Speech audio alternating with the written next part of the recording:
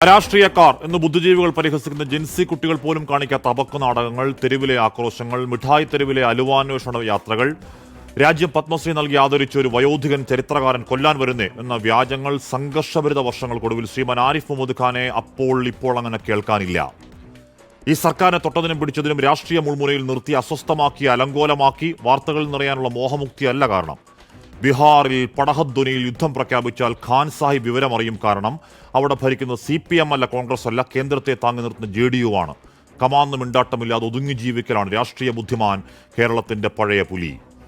ആരിഫ് ഇറങ്ങിപ്പോയ ഓഫീസിലേക്ക് RSSകാരൻ അർലേക്കർ കാലെടുത്ത് വെച്ചപ്പോൾ പാർട്ടി പത്രത്തിൽ MV ഗോവിന്ദനടക്കം കൈയടിച്ചതാണ്. ആഗ്രഹിച്ച ആ സമാധാനകാലം അസ്ഥാനത്താക്കി വീണ്ടും തുടങ്ങുന്നുണ്ട് യുദ്ധം. അർലേക്കറുടെ ആയുധം RSSന്റെ ഒരു സിംബോളിക് ചിത്രവും കയ്യിൽ പിടിച്ച കാവിക്കൊടിയും. ആയാറാം ഗയാറാം പ്രാക്ടിക്കൽ രാഷ്ട്രീയ വഴിയിൽ പല പാർട്ടികൾ കടന്ന് BJPയിലേക്കും പിന്നെ രാജ്ഭവനിലേക്കുമായിരുന്നു ആരിഫിന്റെ വരവെങ്കിൽ അർലേക്കർ അടിമുടി സംഘപ്രവർത്തകൻ, അക്കാദമിക് RSSകാരനാണ്. ആ സർക്കാർ പരിപാടിയിൽ അതേ RSSന്റെ രാഷ്ട്രീയ പ്രതീകത്തിന് വണങ്ങാൻ സൗകര്യമില്ലെന്നും, എന്റെ രാജ്യം ഇന്ത്യയാണെന്നും, ആ രാജ്യത്തിന്റെ നട്ടെല്ല് ഭരണഘടന മാത്രമാണെന്നും, അതിനുമീതെ ഇല്ല ഒരു രാഷ്ട്രീയ സങ്കല്പവും എന്ന വേദിയിൽ പറഞ്ഞ ആർജവത്തോടെ ഇറങ്ങി വന്ന അടിത്തട്ടിൽ വളർന്ന രാഷ്ട്രീയക്കാരൻ ശിവൻകുട്ടിയോട് ഏതോ പ്രോട്ടോകോളൊക്കെ പറഞ്ഞാണ് വിരട്ട്.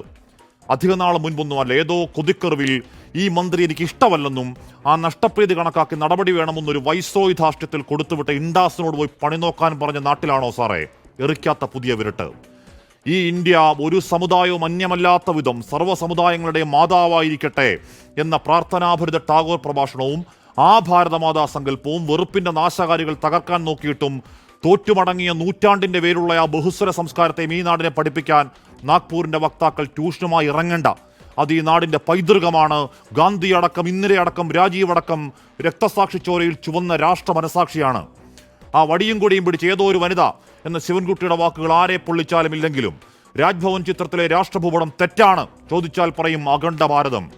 താഴ്വാരത്തിന്റെ 26 കൂടപ്പുറപ്പുകളെ പോയിന്റ് ബ്ലാങ്കിൽ വെടിവെച്ചു കൊന്ന ഒരു തെമ്മാടി രാഷ്ട്രത്തെ ചേർത്ത് പിടിച്ച് സംഗമം എന്തോന്ന് അഖണ്ഡമെന്നാണ് ആ പാകിസ്ഥാനെയും ചേർത്ത് വരയ്ക്കുന്ന അരാജക രാഷ്ട്ര സങ്കല്പങ്ങൾ പൂവിട്ട് വാഴിക്കേണ്ടത് നാടിന്റെ ഭരണകേന്ദ്രത്തിലല്ല, അത് RSSന്റെ ആസ്ഥാനത്ത് മതി.